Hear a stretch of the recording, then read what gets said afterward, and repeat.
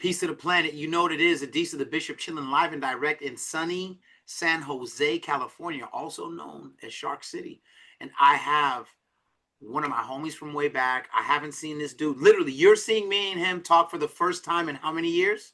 22, baby. 22, 23. Misho Ceko on from Chicago MMA.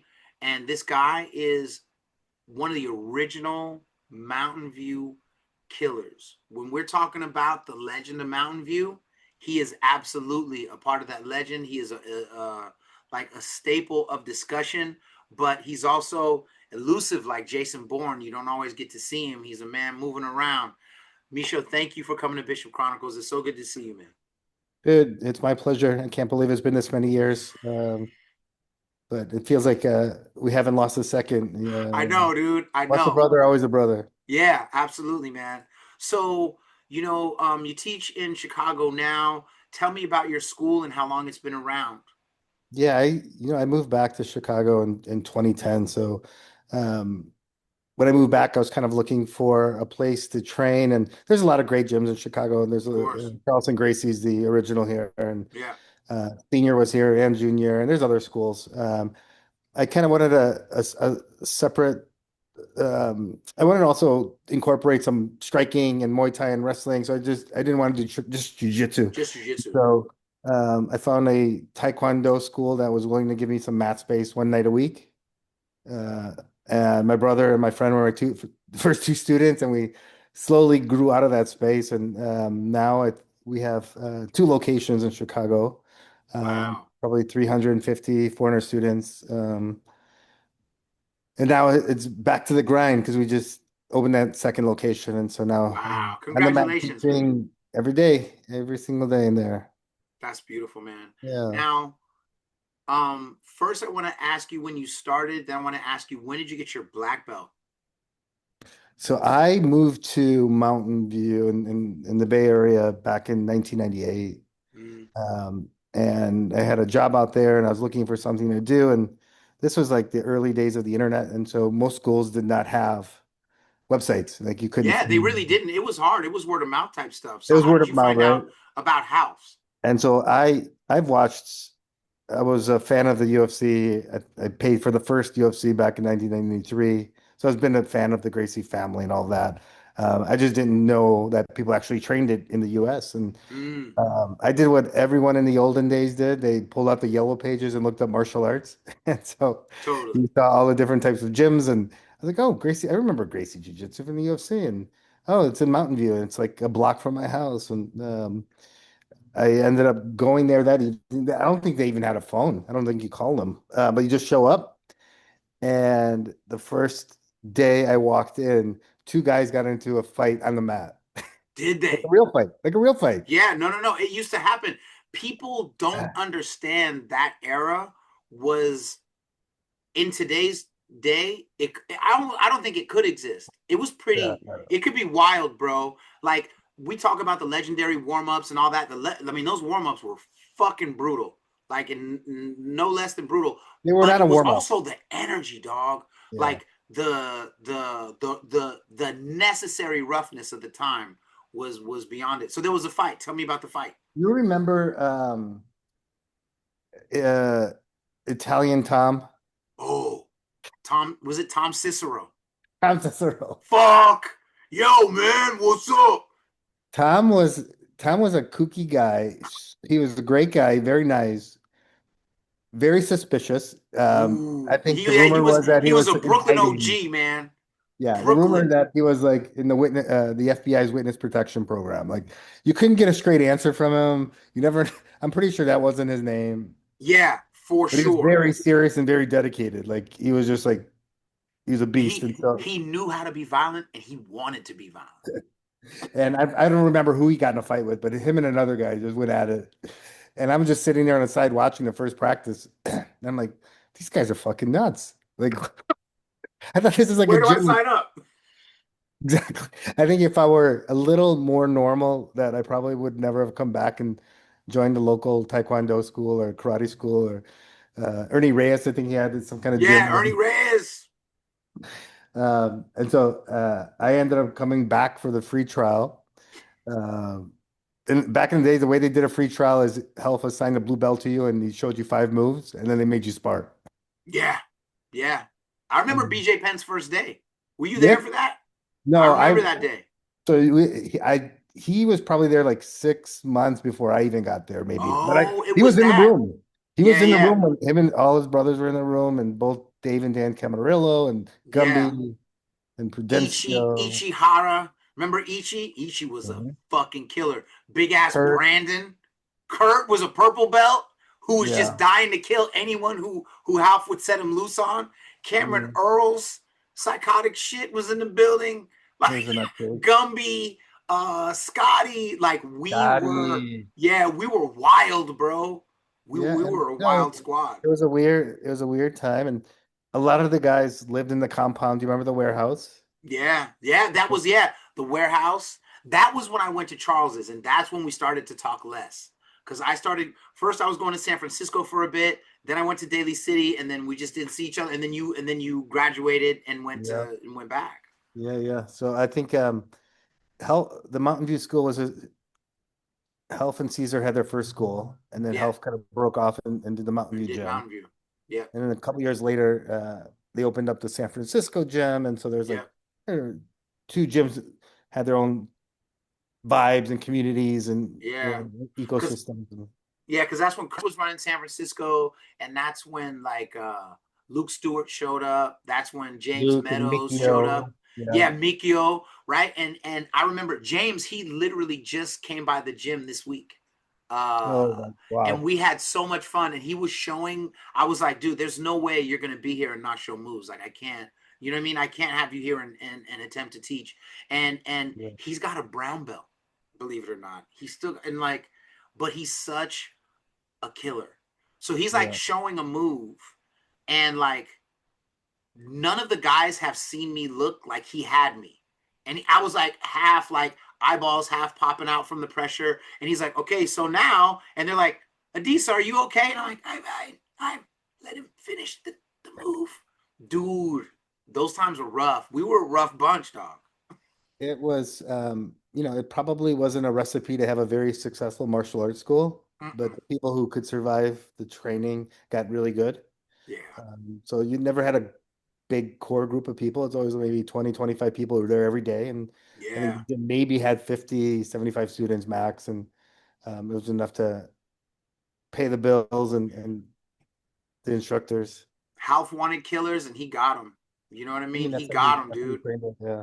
So tell me about when you got your black belt and were you expecting it? Because you were one of the first, right? Because I feel like you, Yeah. Gumby, Dave, Cameron, Big Dave, um, and I'm probably forgetting some people, but I feel like you guys were close to the same class, I'm trying to, if I'm so not I wrong. remember the day I got my brown belt, um, Health gave out his first black belts. So the first Mm, batch were it was Kurt, Dave, Cameron, Crosley. There were a couple other guys. I think there's one or two other guys. Maybe Sapao. Remember that? yeah, Sapone, good lord. And there was maybe one other guy. That there was like 4 or 5 guys that got their black belt in the same day. Yeah, Um, and that was the day I got my brown. That must have been 2002-ish, okay. 2002, 2003.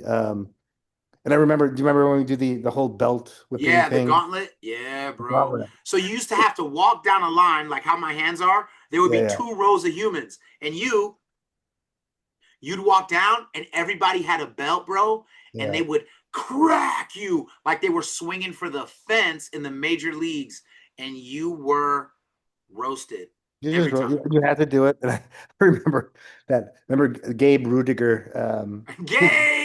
He used to go off on these folks with these belts. He was just cracked. Dude. Yeah, those were real But we don't. I times. don't know if you guys do that anymore, but No. we So don't. you know what's funny? I swear to God, about a month ago, I don't remember who, but somebody got a belt, and someone in Santa Clara was like, "Yo, do we still do the gauntlet?" And someone was like, "Well, what's the gauntlet?" And I was like, "You know what? I'm not going to be on the mats for that. But if y'all want to do it, this guy's going down. If I we gotta ever remember what did it it, was. And they were yeah. like, "Fuck!" And you're getting in the calf, in the back of the neck. A jujitsu belt is thick, you guys. It's gonna leave a mark. I remember that Gabe hit Crosley across the face with it. And Crosby just, yeah. So I don't know. With cameras, and back in the day, there was no cameras, so you never, you don't have Yeah, it was just video yeah, it evidence was of this. just a psychotic ritual, and then we had Yeah, dinner, right? You yeah, know what I yeah, mean? yeah. It was part. Um, Yeah, you look so but forward. let me ask you, so when you got your black belt, were you expecting it or was it they popped it on you? And then how did you feel the day after? This is something that I'm always trying to document with different people. I don't always ask it, but I have to ask you. So I got my brown that day, and I Mm, remember like a month later, how it's like, hey, we're going to Pan Am's, and you're competing in brown. I was like, oh fuck. I was like, it's mm. only been a month. I mean, like, I I haven't just even got like here. watched it. And so we ended up going to the Pan Ams that year. I did pretty well. I ended up with in third place. I think I had a couple submissions. In the quarterfinals, I had I don't know if you remember Braulio Stima. Do I remember Braulio Estima? He's one Yeah. of my friend's teachers in the UK because you know Oh, he's nice. in Yeah, yeah. Birmingham. I've never met him, but like I have a million people adjacent to Braulio. And And so what was that? What were those matches like? Tell me, I because you and remember Luke watching Stewart. him. Yeah. Mm-hmm. So Luke and I think we started maybe even the same month. Yeah. Uh, And then I remember watching Braulio like just go through everybody, and Mm. he was a maybe a world champion brown belt at that time, and I think he had four or five, 6 matches between that and the absolute, and total runtime was like 2 minutes. Like Yo, when he just Braulio was in the zone, guys, that era was whoosh. and I was like, oh, I'm like this is not going to end well. I'm like, okay, you got to psych up, get ready, whatever happens, happens. And I remember I think I off balanced him even for like for a split second. And I was like, oh shit, like he's human. I can He's do tipping. something. He's going and then he did something. I don't even know what he did. And before I knew it, I was getting strangled.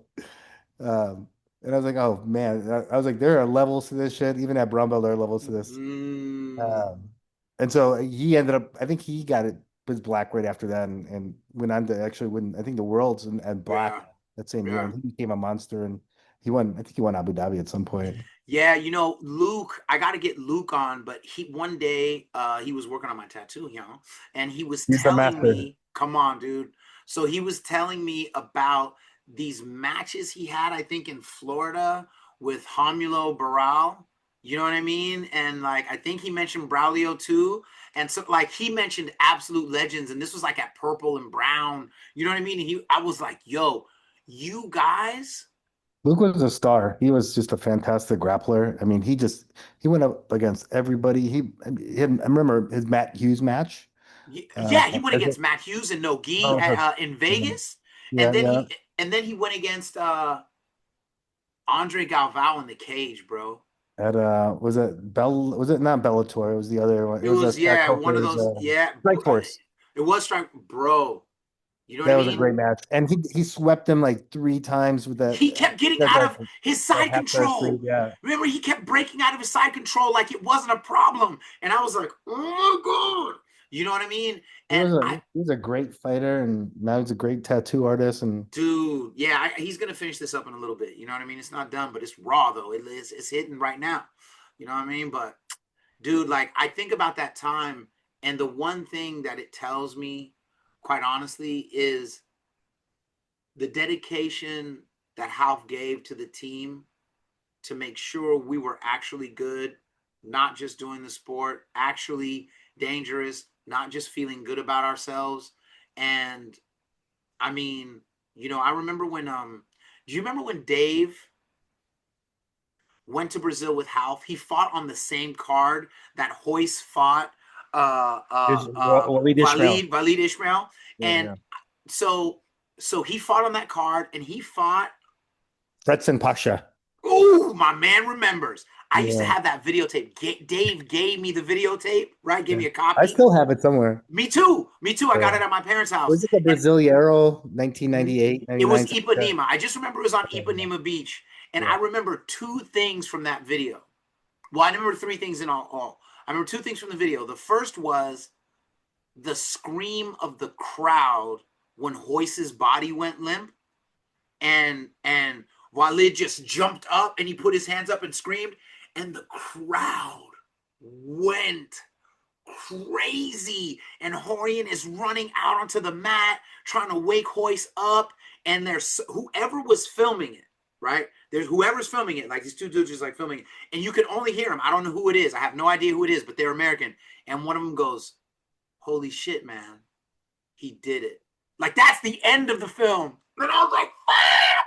Yeah. Like, That but was I a big, remember that was big. that was a big night. So the night that happened, I was in Mountain View with I don't know who, but we were waiting for a call from Half. I know Cameron Earl was with me. It was me, Cameron. I want to say Gumby, and then there's this other dude whose name I forget.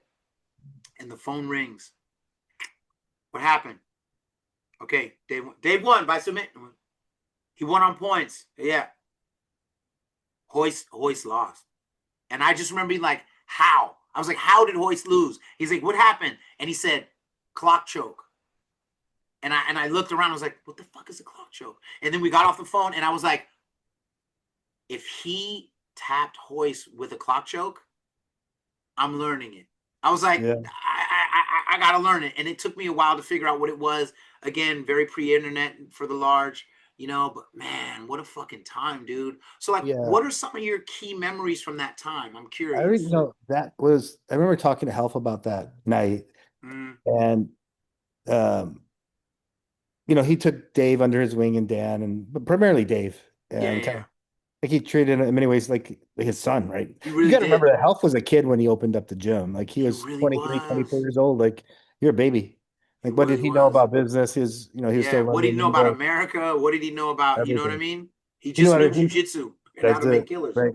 And that passion and that intensity, even even, there's some rough patches with some of the former students, but For sure. ultimately, like they respect him, he respects them. And, it's like with family, like you have, the emotion is so intense that when you have a device and something happens, it's hard to come back from, but at the same time, And it's still, hurtful. it hurts, but you Painful. still have this immense respect for what that person gave you. And I hear, I've seen interviews with BJ talking about health, and eventually he went back to the gym many years later. Yeah. Same, And I think same thing Half with went to Dave. Hawaii once or twice too. Yeah, yeah, yeah, You know what I yeah, mean? And it's beautiful to see that, man, because those were golden times, and it didn't feel like history. Well, I ain't gonna lie. In some ways, it felt like history, but I was probably just Gracie fanboying it. But at the same time, I'm watching everybody get dangerous, and I'm watching their impact. Like, remember when BJ fought in like Modesto? You remember when BJ fought in Modesto at a high school and they had some kind of boxing and they had real twine? Those ropes were yeah. rope. It Yeah, it wasn't, wasn't a ring. Yeah, you know what I'm saying? And he double legged that dude and spiked his shit into the fucking floor, and the gym went bonkers. And I remember looking at that footage because I didn't go that night. I didn't go, but I was like, holy shit! Like this thing is happening. Like this sport is fucking evolving. Like that's a real fight with a real crowd. It wasn't the UFC. It wasn't, you know what I mean? Like that was crazy, dude. that was, and when I remember Health saying when he brought Dave to Brazil, and he's like he knew Dave was something special, right? Mm-hmm. Him and Dan were unbelievable judo players. Dan was a killer. And their jujitsu was unlike anyone else's because they integrated their judo. And he said when he brought Dave around to these gyms, nobody wanted to train with him because they didn't want their arms broken. Because Dave They and Dan, knew.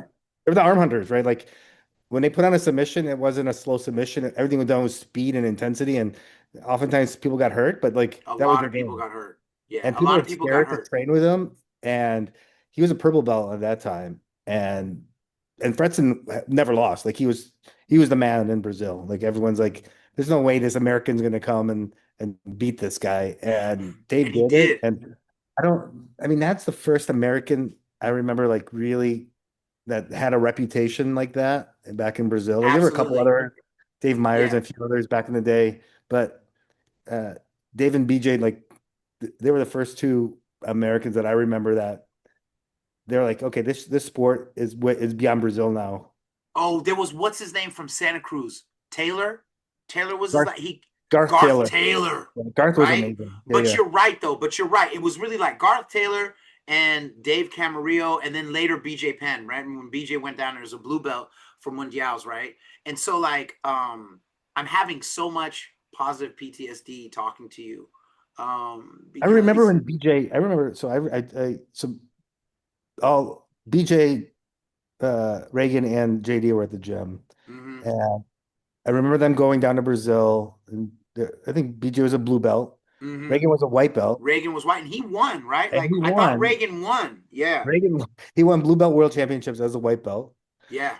I think, I don't know if BJ won too. I don't remember if BJ won or BJ didn't. He he didn't he win. ended. I want to say like he got third or fourth, and I remember he came back very deflated Yeah, yeah, around that. He was yeah. very deflated when he came Uh, back. and then I mean, all three of the brothers were unbelievable athletes Whew, and players. Like JD, bro, JD Penn, all three of them could have been world champions if they wanted to. They no were question, that's bro, the kind of talent the family had. no question. Uh, and then I remember the day vividly when they're like BJ's kicked out of the academy. I'm like, what? What? Wait, what are you kicked out of the academy for? And you know, Yeah, back then everybody was very territorial, and where you trained mattered, and who you represented mattered, and you know, those it was lines sad couldn't that be crossed back then. It was. yeah, It they really couldn't. wasn't a Yeah, joke.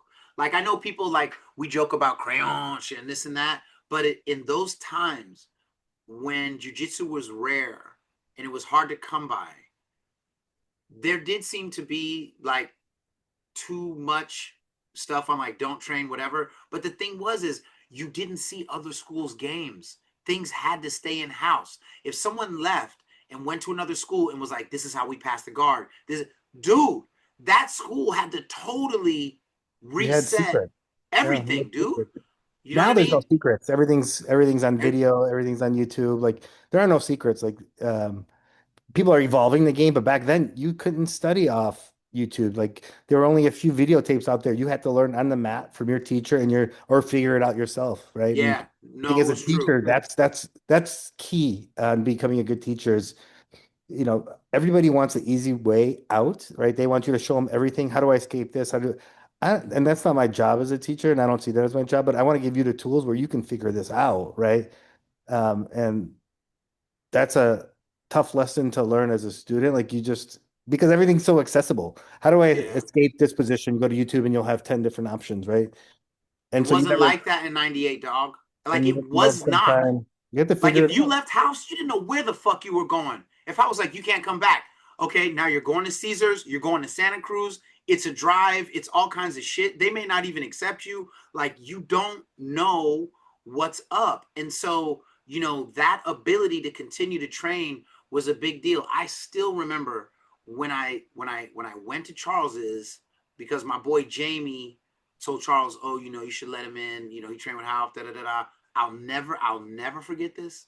I'm at the original Daly City Academy. It's not where it is now. The original Daly City Academy was, I think, down the street and it was upstairs. And so I'm coming out of the bathroom and I'm washing my hands. And Charles comes in and he's washing his hands and he's tying his belt and he's looking in the mirror. He's kind of straightening his gi and he's like, Adisa. And I'm like, yeah, what's up, Charles? And he's like, are you a crayon? And I said, what? I don't, what is a crayon? And he's still not looking at me. He's looking at himself. He's like, it means trader. And I said, am I a trader? I'm still unaware, right? I'm thinking, oh, Charles Gracie, Half Gracie, they're family. I don't understand what he's talking about. And I'm like, no. And he just kind of goes, okay. And he walks out. And I had to ask somebody later what that meant, right? Because he was like, I hope you don't think you're going to be some gym hopping, whatever. You know what I mean? And I came in, bro. Like, he had me go against one of his guys who was a blue belt. And we fought like fucking animals. Yeah. And at some point toward the end, the guy got to the mount and he Americana'd my left arm. as the bell. Like it was like time. You see what I'm like? I slapped at the bell. It was like time. And the guy got up, and Charles is like dead fucking serious, like gangster serious. He's like, "What do you think?" And he goes, "This guy," and he's still breathing. He's like, "He's a fucking blue belt. What do you think?" And then, dude, Charles didn't give me a blue belt for 2 years. That's insane. Yeah. 2 years. And I became a fucking maniac. Like he drove me crazy with Yeah. that. And I was just trying to kill anybody. You know what I mean? And but that's the way it went. There's only Those three. There's three schools. There was Charles, Health, and Caesar, right? yeah. And they're all like an hour apart. Yep. And And then Claudio França way down in Santa Claudio and Cruz. Santa Cruz, yeah, Yeah. and Garth and those guys there. Yeah. That was the And squad, you know so what I you mean? didn't have. They were family, but they were extremely competitive, even amongst each other. And um, I think, if I remember correctly, Kurt actually started under Caesar, and then kind of That's exactly what happened. and moved Yeah. over to Health, and I'm sure that created a lot of animosity as Do you well. have any Kurt memories? Because I have some, but I'm just curious to what you remember Sure, about Kurt. he was just so, I mean, uh, ever since I know him, he was just like the warmest, most welcoming guy. He created the environment, this learning environment. He was a little rough around the edges, but that was part of his charm, right? Like his personal, and he created those videos many years later, and his personality Yeah. came through, and he had a Just following, and he was just tough. He lived in the gym, like this was his yeah. life, and Yeah. now, there's something to His be said about people who become that passionate about a sport or anything in life that they commit literally every waking moment to this. And many of the people that came up through San Francisco were a product of his teaching, right? like without question, bro. Like the way the ripple effect goes out, I still think with Half Gracie specifically, but obviously all three of them, but specifically Half and Caesar, right? The ripple effect of what came from Half's Academy and Caesar's Academy is is virtually immeasurable. And it can sound so like Dick Rightish. Oh, you're just saying that because that's where you trained. And but bro, BJ Penn, Dave Camarillo, right? Who did look now? Look who beat who Dave goes on to train, right? Cain Velasquez and da da da. Right? It's You just go look at the fantastic. And Diaz brothers and fucking Jake BJ Penn and Shields, fuck Jake Shields, exactly, bro. Gilbert El Melendez, Nino, yeah, exactly. David Terrell. Dave Like Terrell, who was an axe he was the murderer. best out of all of them. Like they were Jesus the best. Christ. I think he has a gym somewhere in No, he Oakland, if I does. I remember. saw him. I saw him on the rando coming out of a sushi spot in Los Gatos with one of the purple belts from Half Gracie, John Kelly Machiavelli, and like I was just like, hey, what's up? He didn't really know me, you know what I mean? But like, it's hard to convey to today's jujitsu world what a different, I mean, violent. Yeah, Terrell would have been a world champion for sure if he continued in the sport. I don't know something. I know he had he lost one fight. I don't remember who it was. Who was it? It wasn't Matt Lindland, was it? It was in the UFC. You're right. Um, Yeah. it was either Lindland or that other guy who he passed away. He was walking in the desert. Uh, Oh, I remember who you're what talking was his about. name? Yeah, yeah, yeah, yeah, yeah. That's right. That's right. He was a change. No. Yeah. So all these guys were unbelievable. And so you had these guys on the East Coast, on the West Coast, and you had Henzo on the East Coast with the Sarah brothers and Mm-hmm. Donna Hearn and that crew. Mm-hmm. Yeah. Um, then you had a couple other of the Gracie family members in like Philadelphia and Yeah, yeah, yeah. Boston And those dudes in and balance, you Chicago. know what I'm saying? Yeah. And then you had Redzovic, you know what I'm saying? The Redzovic Adam, brothers, Adam and right? Eddie. Adam, yeah, yeah. Yeah. I had Adam on the podcast like I don't know, like a year ago, you know what I mean? Yeah, And he's awesome. We just had yeah, coffee last he's a week. no man, tell him I said what's up. Give him a hug for me, And, please. Like he's yeah, one of my favorite people. he's a And great so guy. can I ask you, this is hilarious. So you remember Professor Tim Anderson, right? Yep, So he yep. was he was the very first person to walk in and sign up that wasn't from the Caesar crew with Kurt and those guys, right? Like every time Hyan used to come to Mountain View. When Hyan Gracie would come, I always missed it, and there were always crazy stories and funny, and I always missed it for whatever reason. And also, I think Petipano used to come once in a while. Nino, remember Nino used to be there a Yeah, bunch of times. Nino, and that for some reason Nino and I would never Gordo be around. were there. Gordo used to Yeah. come, so I got all of Gordo's stuff directly from Tim because I would always miss. Were you around for any of those? And can you talk about some of those? Yeah. So I was that was early in my jujitsu career. So I was a white belt, blue belt, maybe even a Mm, purple belt. And so these guys to me were like, they're the Michael Jordan of the sport, they were right? gods. They were Gordo was a world gods. champion, world champion. Hein, I don't know if he won the world championship, but he was a badass. He was a factor, and we knew it. He was probably one of the most intense human beings you ever come across. You thought Half was mean and intense, like Hein was next level. Yeah. And so, uh, being in the same room and training with them in 2000, and I think in the year 2000, I ended up going to Brazil for a month or two, and I stayed with one of Half's relatives, and being able to go into the Gracie Baja and Tijuca and train and see everybody on the mats. What was that like? And what year I was was a that? purple belt, so I was a purple belt, probably 2000. Okay. Um, and Scotty Nelson was there. Did you go with Gumby? Because Gumby I went went by once. myself. I was just there. Yeah. Gumby was not there. Scotty was there.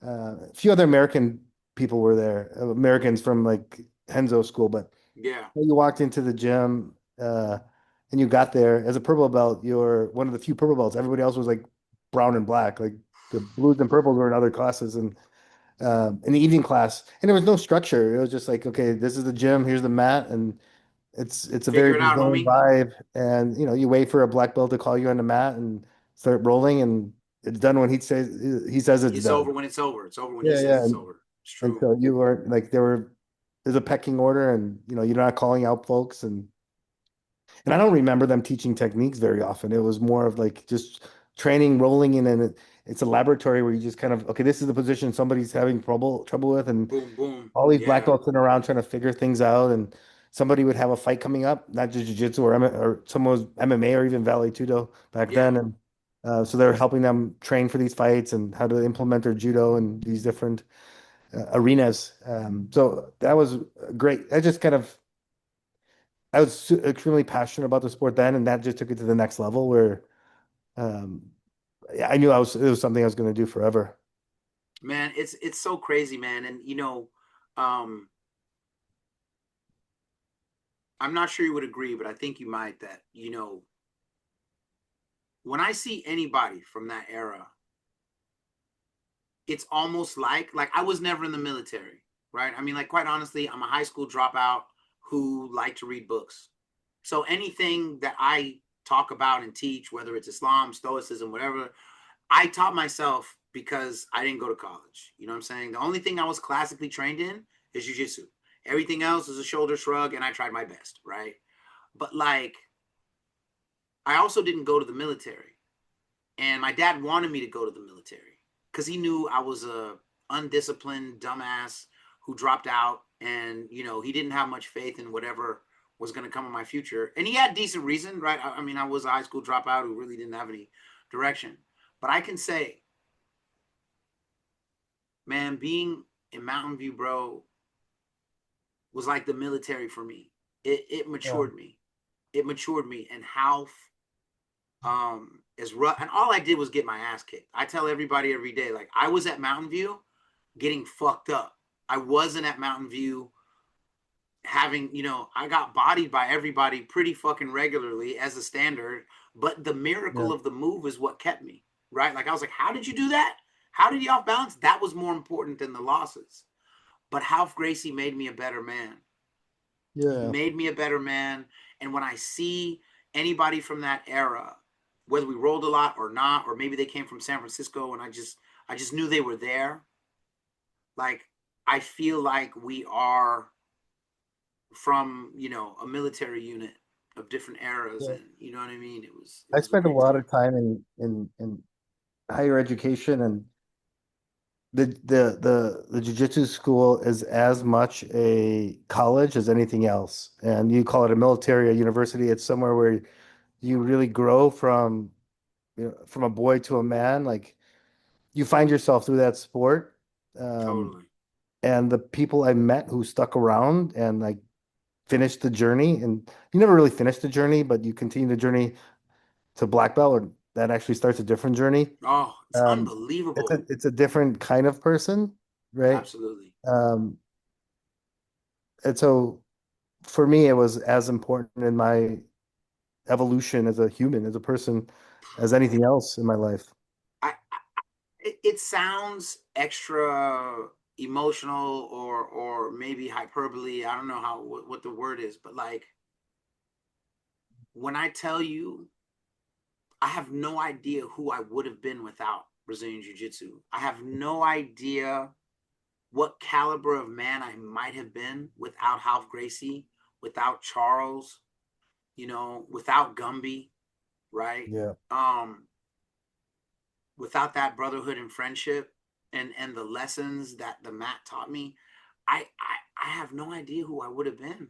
I mean, Yeah. but that's just because I felt so flared out and unfocused. You know what I mean? You were in Stanford and you had an MBA track and all this other, like you knew way more about who you wanted to be, I think, even when you showed up. I was just a guy who just wanted to know how to not get fucked up. I Yeah. didn't, you know. I, yeah. In, s- in some ways, I think we were all on the same journey, and we explored it in different ways, We right? Like, entered a different, yeah, right. yeah, yeah. Like everyone learns differently. Everybody comes in with different experiences. But we go through a very similar process to get to that end point where it's all about self-discovery, right? Yeah. You find your path in life, and sometimes it takes 10 years, and sometimes it takes 50, and some people never find it. Mm, Um, but it was never about the belts. It was never about, the competitions or winning or losing. It was really about the journey. And I make the analogy to like the folks, the surfers in Hawaii who are the soul surfers, right? Like they don't care about competitions. Like they just want yeah. to be on the waves and like be part of nature. And And experience that was feeling of the riding mats a were wave. our waves, right? Like you go there and it was a therapy session. It was a physical session. It was, It journey was an into, exorcism.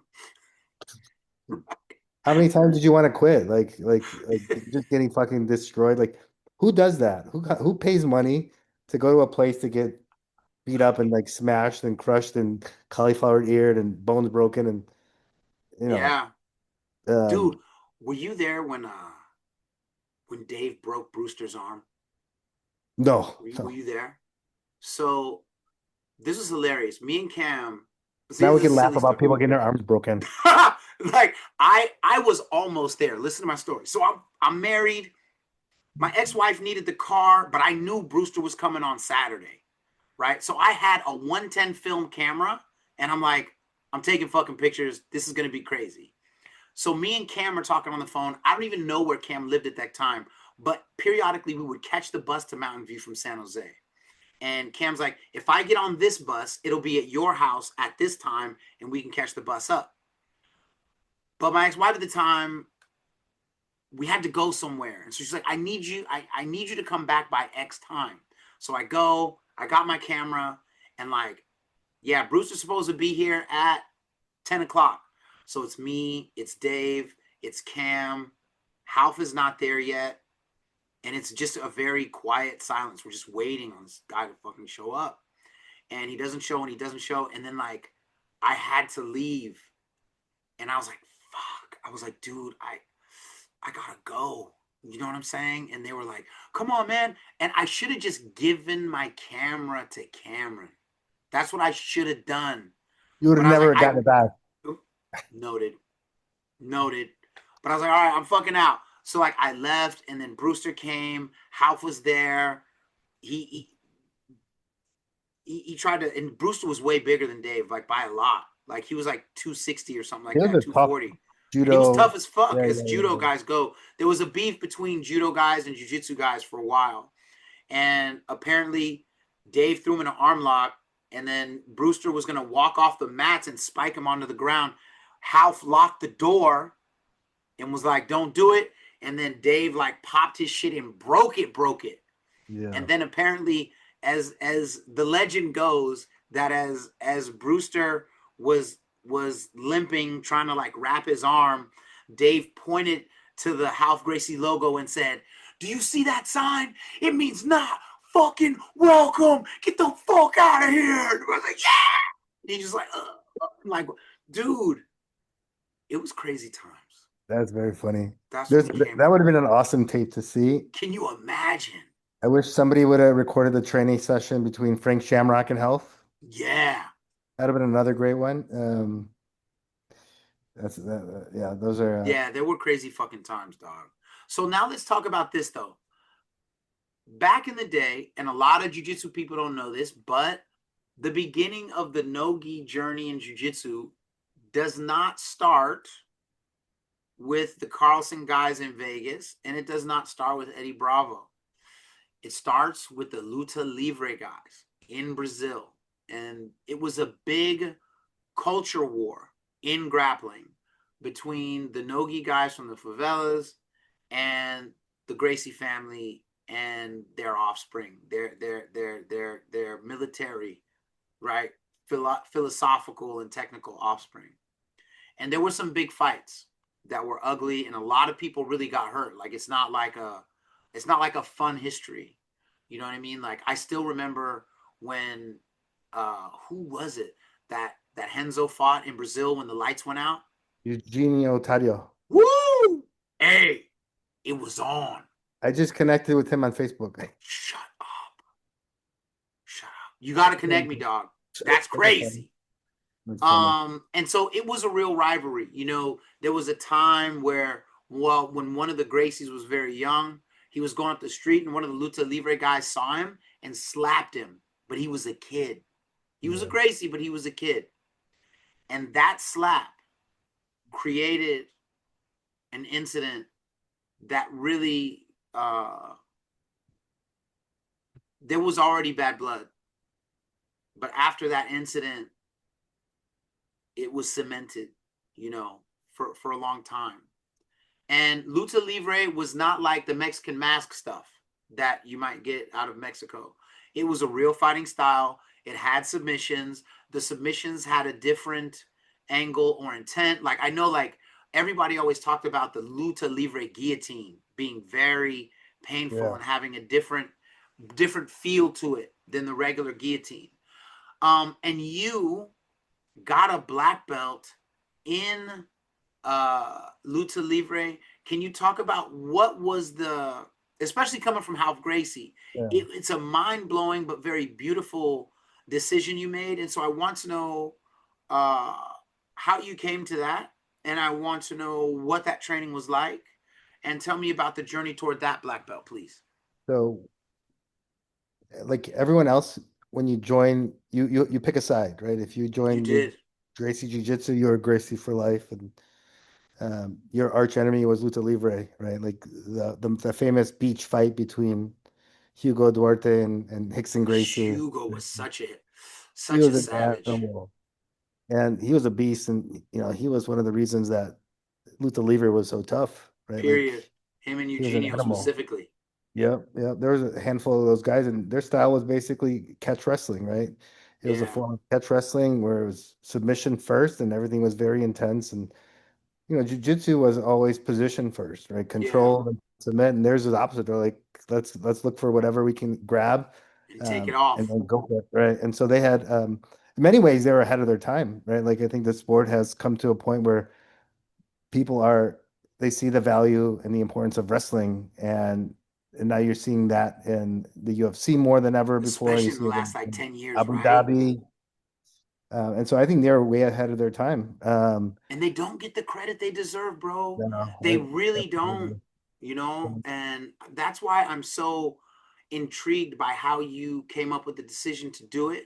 So I was still a fan, as much as I didn't like them because of the rivalry. I was The always a beef, fan of yeah. the style, and they're just such tough guys. It was hard not to be a fan, right? Like, um, a few years ago, Hugo and Henzo connected. Mm. And Hugo was actually on very, very good terms with Carlson Gracie. Like he loved Carlson. Carlson loved him. Carlson loved tough guys. He didn't care where you're from. Like Salute to Carlson Gracie there, forever. How about that? there's never there's there will never be another person like Carlson. Um, and And you he's can't probably replicate that impact either, he right? can, like if you look at all the people that he touched and who they touched subsequently, they all trace back to him, right? I Like, feel like Half, Henzo, and Carlson and Caesar maybe, right? Like those four. You don't have MMA in America at this level without them. End of yeah, story. But yeah. Carlson is the figurehead and the spearhead, I He's think. like he was the main guy. Like Yeah.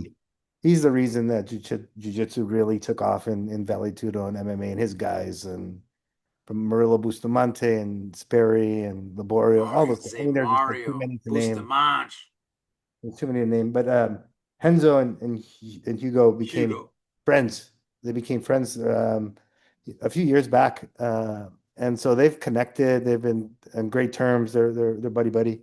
I get Health and I are so very close, and I bring Of him out course. here for seminars every once in a while when he's not Yeah. running for office. I Uh, know, right? and we were sitting in the car. I think we were headed to dinner one night, and he's like, "Hey, you know Hugo Duarte?" I was like, "What do you mean? Do I know Hugo? Of course I know who he is." He's Yeah. like, why don't you want to bring him out here for a seminar? I was like, "Fuck yeah, I want to bring him out here. Like, I would love it."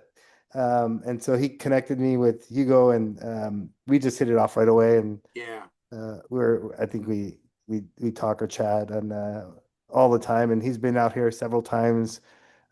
He has a very unique style, and it's very brutal. Like during his seminars, it's very hard to find somebody for him to demonstrate on. Like, To fuck, have a uke, to have a yeah, to be the they're body like, nah. that gets Everyone's the like this. move done No, I'm on out. him. I'm out. I'm out. And, yeah, he's probably in his 60s now, but he's intense and he's an encyclopedia of knowledge. And he has a daughter who's an animal, and she's a wrestler now in high school, and she's a beast. Wow. But he's just such a warm, caring guy, and he's really good friends with Health and Henzo, and Hugo's actually moving to from Texas to New Jersey to open up a gym with Henzo. Shut up. Yeah, so they're gonna have like a jiu-jitsu, lucha libre gym out there. See, like guys, like again, if you're from this modern era, this may not resonate.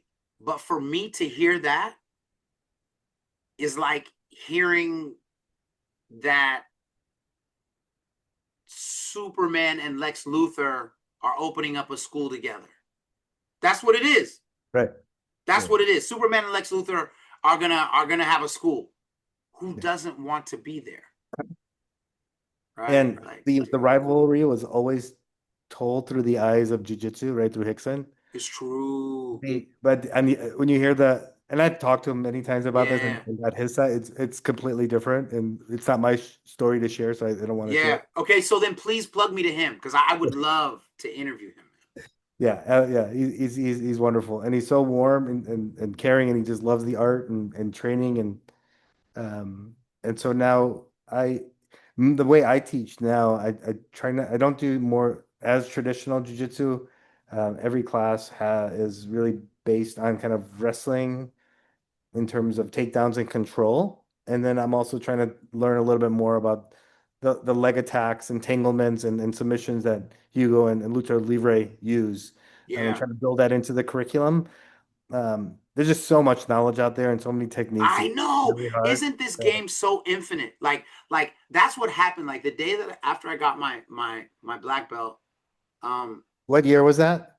dude, I just got my shit from Gumby just like a few years ago, bro.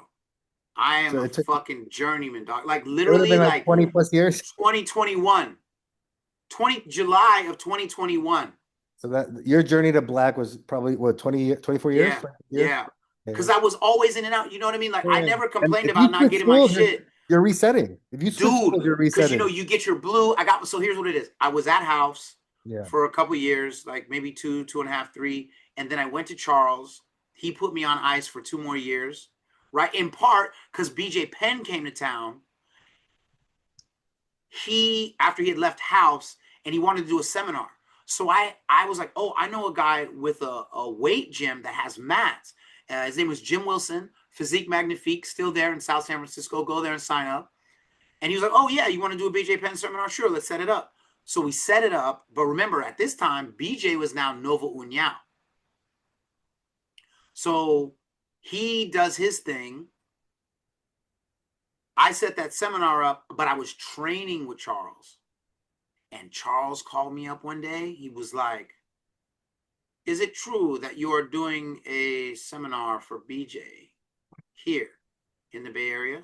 He was dead ass serious. And I was like, I mean, yeah, but because again, I'm just thinking, I love martial arts. Isn't it cool that we're all together?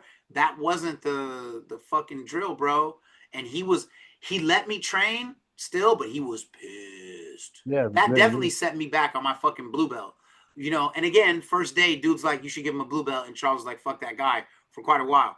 So BJ does that, and I got my blue belt from Charles, and then I would train, stop, train, stop, train, stop. Gumby leaves house and is like, I'm gonna start Heroes. I was with him before Heroes was a thing. He was just uh, a warehouse off of Heading near the jail in San Ho. I was training in that warehouse. He officially starts Heroes, and then I got my purple, brown, and black from him. But it was still train, stop, train, stop. You know what I Gumby's mean? the man. So Yep. yeah, man, salute to Gumby, bro. Like forever, and Heroes Martial Arts in San Ho. But like, it was Amazing a long ass school. journey, dog. Long Yeah. ass journey. It's funny. I send our students move all the time and they move to San Jose, and students that started with me end up in Gumby's gym, and a couple of them Yeah, gotten black belt already through Gumby. Like it's incestuous, this relationship here. it is, man. We're all fam. Like there was a guy who came into the gym for a trial, and he got sent to our gym last week from somebody at Heroes. And I was like, no shit. He was like, because obviously he don't know nothing. He just showing up. I said, listen, we're like cousins. Yeah. We love each other. It's like, you know what I mean? We may be on different teams technically, but if we're going to leave, we're going to point you in the direction of our family. I said, and Heroes is always going to be my family, and Half Yeah. Gracie is always going to be my family. You know what I'm saying? What did you take technically, though? Like, I know you're saying like they're more attack first and less position. Was there anything, could you, and I know this is not something that you can necessarily convey in a conversation, but is there a submission philosophy? Is there a what patterns are you able to pull from the lucha libre uh, modes of fighting Yeah. that vary from You know, they focused a lot. That's a great question, but they focused a lot on being on top, right? yeah, that Like was a the big deal. emphasis on the guard was very jiu-jitsu focused, right? And you can see Mm-hmm. now that people have kind of moved away from that. Mm-hmm. That's why I say they were a little bit ahead of the curve there.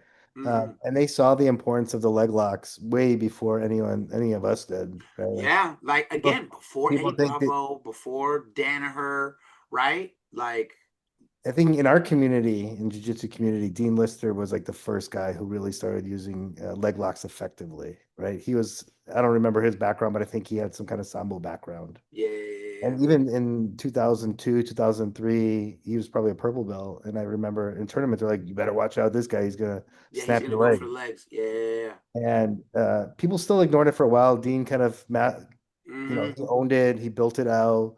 He ended up winning Abu Dhabi basically with just leg entanglements. Totally. And then from there, if I remember correctly, Danaher, after training with Dean a few times, just like said, there's Just something dove to this. into it. And he took it to the Yeah. next level. And And he brings Eddie Cummings and Tonin and that whole all these fucking guys, crew. yeah, yeah. And And so the whole people game think that was the shifted. start of it, but I think the Lucha Libre guys are working on the leg There's no entanglement question. way Yeah. before them. And it was just it's the most efficient way of finishing somebody.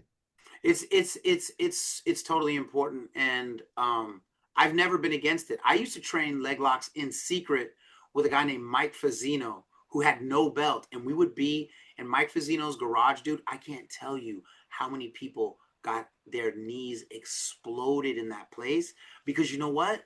We didn't know what reaping was, right? Reaping, for those that don't know, is when you put your leg in a certain place in front of somebody else's hip or across their hip, and it can make their knee blow up. But at this point, it was too early in the evolution of leg locks to know what was happening and why the legs were blowing up. But you would go to Mike Fazzino's house, bro. He used to run AFS, American Freestyle Submissions, and they were in South City, and they were actually under El Nino.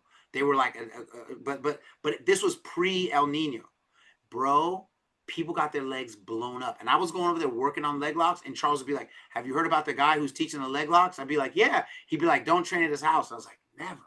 And then I'd be like, "Hey, Mike, I'll be there around like 7:30, 7:38. Okay, bye." You know what I mean? But dude, the leg lock stuff was a big deal. Nobody was teaching it, and I think I remember my first experience after seeing it in some fights was I bought these Panther videos from Marco Rujas. Uh, Yeah, I remember those. where his this was the funniest instructional you've ever seen because his poor Uke was screaming at the top of his lungs every single time he applied any submission, heel hook, Marco foot never lock. went less than 110%. And so I remember studying those tapes and trying to figure out how he was doing these leg locks. I went down to LA one time to visit some friends, and somebody knew somebody that trained with Marco Huaz, and they were like, "Yeah, like when he does a move, he does it all the way every time." And then somebody was like, "Oh, you want to go over there and train?" And I was like, "Absolutely not. Yeah. Yeah. Absolutely No, not." people are scared of him. People are scared Yeah, of man. training with those lucha libre guys. Yeah, Um, man. Well, listen, we have to do a part two. This has to happen. yep, I'm down. I Uh, would love it. yeah, man. Please tell everybody where to find you online, and anything else you want people to know about something you got going on coming up or anything. Like the No, floor is I yours, mean, man. to me, it was an honor and a privilege to catch up with you, brothers for life. Always, man. If you're ever in Chicago, anyone of your friends, any of your students, Yeah, you're more than welcome to come to my gym, chicagomma.com. Check us out. We have a great community. yeah. We have a young but tough fight team that we're putting together next weekend. Extreme Fight Night at the Hard Rock Casino in Gary, Indiana. We got three of our Ooh, top guys competing. They're all animals. They're I can't scaring wait. me. I can't wait. Let's do our part two right after that. Yeah, we'll do a part two. We'll do a part two, and then man, just so happy to see you. So glad you're doing so well. Congratulations on the new location and the evolving of your team and your personal evolving, not just in jiu-jitsu but in lucha libre and everything you do for the Chicago MMA community. It's really beautiful, man. And I look forward to getting you back on, dude. Look forward to getting you Thank you, back on. brother. Love you, man. Yeah, I love you too, brother. God bless. All right, God we'll bless. talk soon. Yep, absolutely. All right, bro.